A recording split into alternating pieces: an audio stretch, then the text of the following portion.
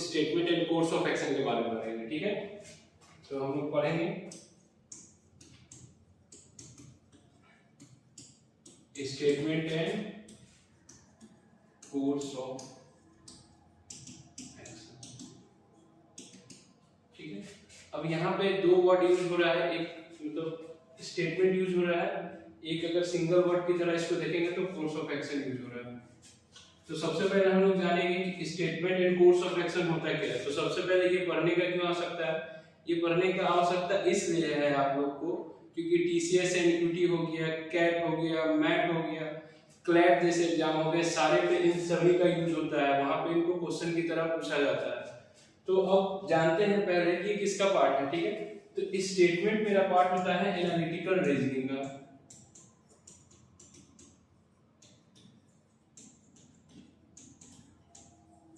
ठीक है। इसको क्रिटिकल रीजनिंग भी कहते हैं या क्रिटिकल थिंकिंग भी कहते हैं।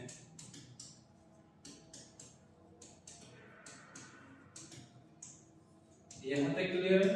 क्रिटिकल थिंकिंग का मतलब होता है कि आप जो थॉट ले रहे हैं या थिंक कर रहे हैं किसी भी चीज पे, तो आप स्टेप बाय स्टेप कर रहे हैं, आप इमोशन में नहीं थिंक कर रहे हैं, ठीक है। तो अब देखते हैं स्टेटमेंट हम लोग किसको कहते हैं। तो स्टेटमेंट का मीनिंग होता है एनी डिक्लेरेटिव सेंटेंस जो कि आइदर ट्रू या फॉल्स हो सके, ठीक है।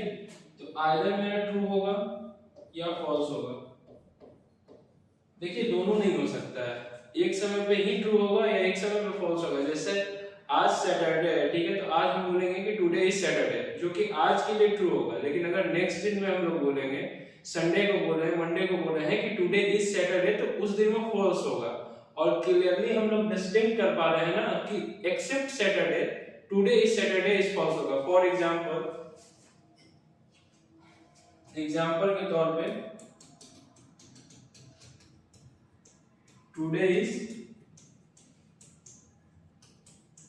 सैटरडे, जो कि आज के दिन तो सही है क्योंकि एक्चुअली आज सैटरडे है, लेकिन ट्रू है। लेकिन अगले नेक्स्ट दिन कोई दूसरे दिन संडे को, मंडे को ये फॉल्स हो जाएगा, ठीक है। तो सेंटेंस, ऐसा सेंटेंस डिक्लेरेटिव सेंटेंस, देखिए डिक्लेयर कर रहे हैं हम लोग कोई चीज, कमांड नहीं है, रिक्वेस्ट नहीं है, मेरा एक्सक्लेमेशन नहीं है, ठीक है। तो कोई चीज हम डिक्लेयर कर रहे हैं, जैसे मैं आई कम इन, ठीक है, तो ये क्या कर रहा है, एक परमिशन मांगा जा रहा है। तो यहाँ पे इस चीज के बारे में नहीं पढ़ेंगे, सिर्फ ऐसे सेंटेंस के बारे में पढ़ेंगे जो कि डिक्लेरेटिव हो, जो कि आइदर ट्रू हो सकता है या फॉल्स होगा, दोनों नहीं होगा, एम्बिगुअस नहीं होगा, भ्रम का स्थिति नहीं रहेगा कि ट्रू कह सकते हैं कि फॉल्स कह सकते हैं, ठीक है।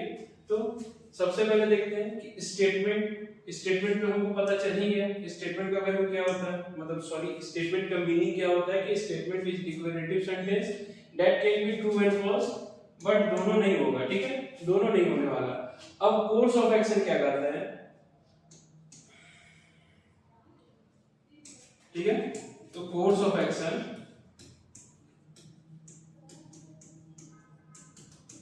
देखिए सेंटेंस कह रहा है कि for example if you are CEO of a company and there is some serious threat to the company, so what should you do, आप करिएगा क्या।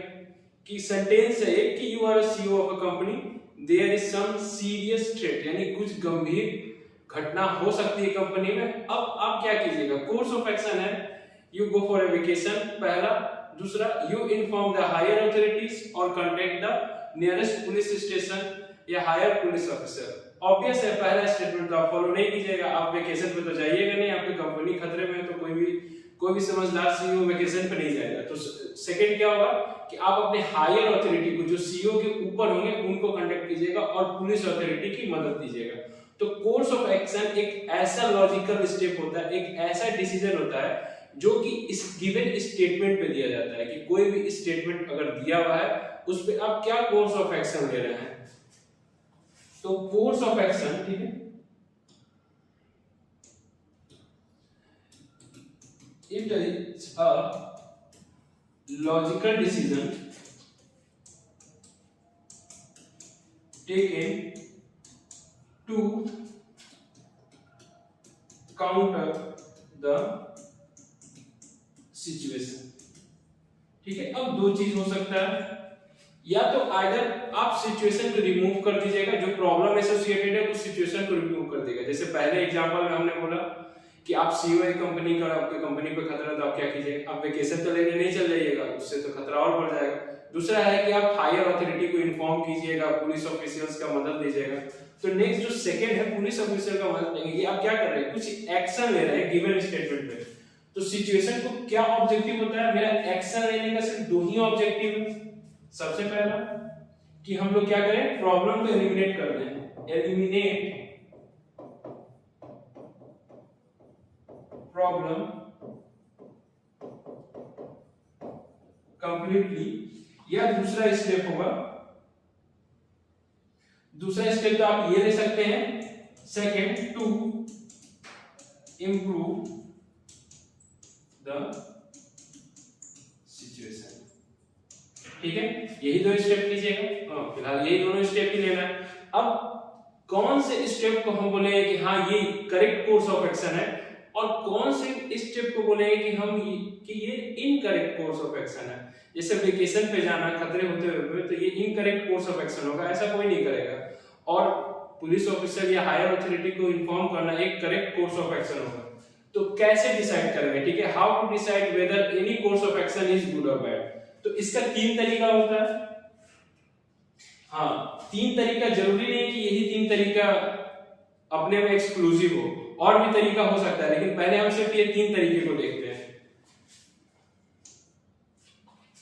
तो सबसे पहला तरीका है कि डिजायरेबल है कि नहीं, आपका कोर्स ऑफ एक्शन डिजायरेबल है कि नहीं। दूसरा तरीका है कि आपका कोर्स ऑफ एक्शन प्रैक्टिकल है कि नहीं। और तीसरा तरीका है आपका कोर्स ऑफ एक्शन प्रोपोर्शनेट है कि नहीं। ठीक है, इन तीनों के थ्रू हम लोग देखेंगे। ठीक है, अगर डिजायरेबल है, प्रैक्टिकल है और प्रोपोर्शनेट है, तभी वो मेरा एक कोर्स ऑफ एक्शन कहलाएगा। फॉर एग्जांपल, अगर हम कहते हैं कि 2045 में पृथ्वी खत्म हो जाएगी, तो ये स्टेटमेंट दे दिया है, तो उसके बाद हम लोग क्या, कोर्स ऑफ एक्शन है कि सारे के सारे आदमी को बैठा के दूसरे प्लेनेट पे भेज दें। या सेकंड कोर्स ऑफ एक्शन होगा, सेकंड, कि आप वेकेशन सॉरी, ये तो पहले यूज हो गया, आप छोड़ दें। ठीक है, आप कुछ ध्यान नहीं दे रहे, ठीक है, खत्म होगा, हमें कोई फर्क नहीं पड़ता है। अब यहाँ दोनों कोर्स ऑफ एक्शन डिजायरेबल है ही नहीं। ठीक है, कहीं से इसका लिंक ही नहीं बैठ रहा आपके स्टेटमेंट से, तो यहाँ पे दोनों कोर्स ऑफ एक्शन के neither one neither two false. अब हम लोग कुछ एग्जांपल्स देखते हैं, एग्जांपल्स के थ्रू समझना चाहते हैं कि हम लोग क्या कहे हैं अभी तक।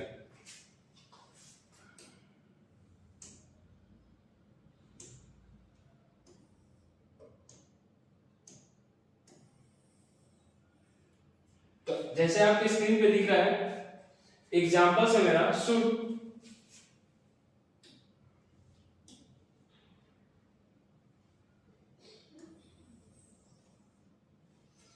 स्टेटमेंट दे रहा है। पहला statement number 1, should Indian players have failed to grab any medal in recent tournaments.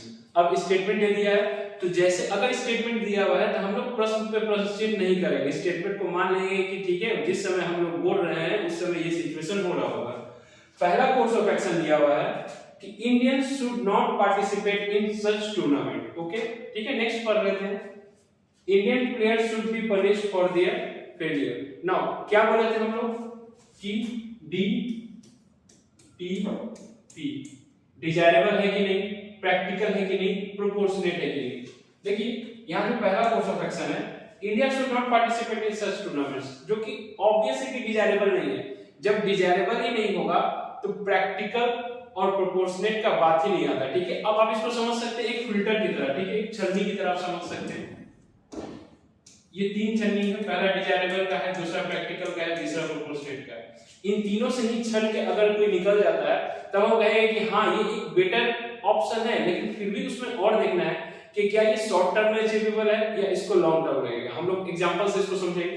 तो देखिए पहला desirable, India should not participate in such tournament, जो कि ऑब्वियसली डिजायरेबल नहीं है। अगर आप कोई मेडल नहीं ले रहे तो इसका ये मतलब ही नहीं कि आप खेलना छोड़ देंगे। तो जब डिजायरेबल ही नहीं है तो नीचे ही नहीं आएगा। अब सेकंड ऑप्शन में देखते हैं Indian players should be punished for their failure, जो कि ऑब्वियस है डिमोटिवेटिंग होगा, क्योंकि जो चीज डिजायरेबल ही नहीं है आप प्लेयर्स को डिमोटिवेट कर रहे हैं।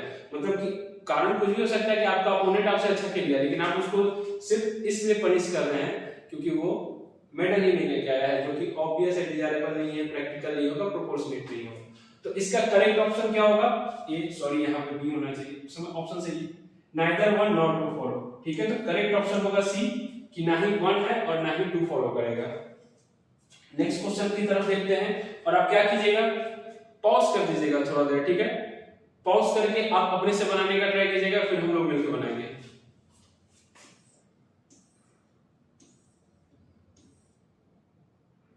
तो ये क्वेश्चन है, आप इसको थोड़ा पढ़िए, वीडियो को पॉज कीजिए, पॉज करके पढ़िए, फिर हम लोग मिलकर इसको बनाते हैं।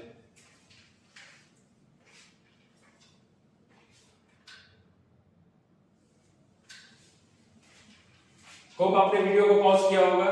ठीक है, अब हम लोग मिलकर बनाते हैं। आपका क्या ऑप्शन होगा देखते। You have to accomplish a very important task for your headquarter within the next 2 days। ठीक है, कोई काम आपको दिया गया आपके हेडक्वार्टर में 2 दिन में करने के लिए।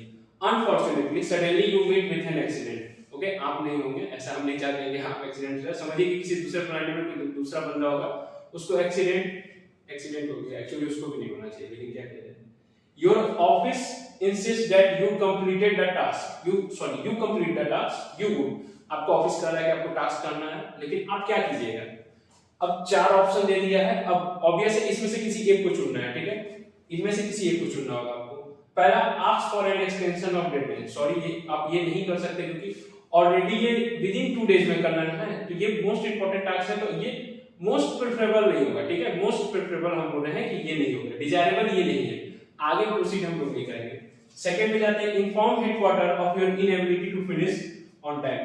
देखिए ये रीइंस्टेटमेंट है, कहा हुआ को फिर से कहा जाएगा, क्योंकि यहाँ पे ऑलरेडी दिया हुआ है कि suddenly you meet an accident, your office insist that you complete the task on time. देखिए यहाँ पे ऑलरेडी दिया जा चुका है। ठीक है, यहाँ पे ऑलरेडी कहा जा चुका है कि आपको करना है ये टास्क, मतलब कि योर ऑफिस इंसिस्ट कर रहा है कि कम से कम टास्क करो। थर्ड क्या है, suggest an alternative person to headquarter who may do the needful. ठीक है, देखिए अब ये डिजायरेबल है, अगर किसी कारणवश काम नहीं कंप्लीट हो रहा है तो आप किसी दूसरे कैंडिडेट, किसी दूसरे बंदे को बोल दिए कि ये काम कर सकता है। प्रैक्टिकल इसलिए है कि विद इन इसी 2 days के लिए काम करना, और इसको वही काम करना है जो कि ज्यादा इंपॉर्टेंट है। ठीक है, तो प्रोपोर्शनेट भी हो रहा है, तो यहाँ पे ये तीनों फॉलो कर रहा है, लेकिन हम वेट करेंगे नेक्स्ट ऑप्शन को, देखेंगे कहीं इससे बेटर भी अल्टरनेटिव है कि नहीं। देखिए तो नेक्स्ट क्या है, stay away till you recover. Obvious है ये तो सही बात नहीं होगी कि आपको काम दिया हुआ है, आप काम से पीछे हैं। ठीक है, तो इन सब में से जो बेस्ट ऑप्शन है वो होगा मेरा सी, क्योंकि ये डिजायरेबल भी है, प्रैक्टिकल भी है और प्रोपोर्शनेट भी है। ठीक है, तो ये आपका होमवर्क क्वेश्चन है।